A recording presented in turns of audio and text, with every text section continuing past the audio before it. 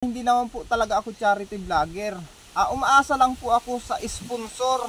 Kaya ang inyong kahilingan mga kasinag ay hihingi po ako ng pasensya na hindi ko talaga masusolusyonan. Sana hindi sumama ang loob nyo mga kasinag na hindi ko ibibigay ang inyong kahilingan.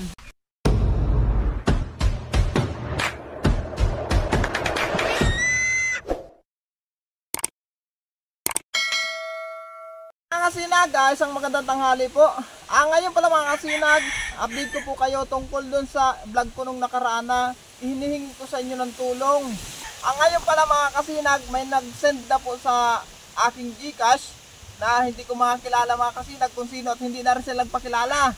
Meron mga kasinag na nag-comment sa comment section sa ating YouTube channel na dalawa yung nag-comment dun mga kasinag, natutulong daw sila. Yung Gcash ko po, merong laman na 1,223. Ibig sabihin, ang nalikom na natin ay 1,223.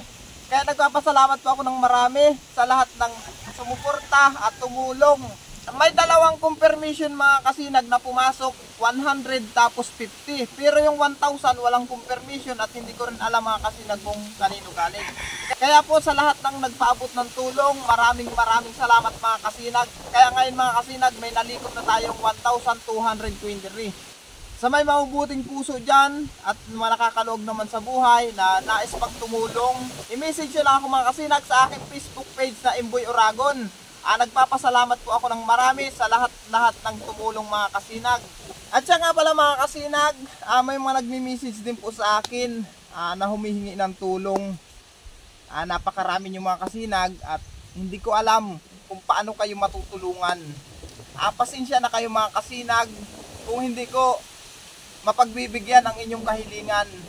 Kasi mga kasinag, gusto ko man kayong tulungan. Hindi ko alam mga kasinag paano kayo matutulungan.